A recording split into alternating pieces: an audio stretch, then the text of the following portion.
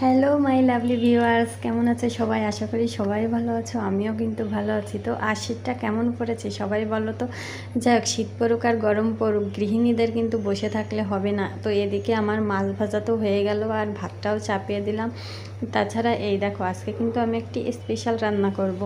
সেটা হলো পেঁয়াজ আর ঝাল দিয়ে চিংড়ি না, কাঁকড়া মাছের ঘেলু ভাজি করব। এটা কিন্তু অনেক দিন ধরে খুব খেতে ইচ্ছা করছিল, যাই হোক পাওয়া যায় না খুব একটা। তো অবশেষে পাওয়া গেছে, আর ওটা তো করব।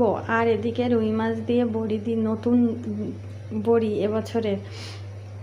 তো এই যে বিভিন্ন রকম সবজি দিয়ে করবে একটা ঝোল।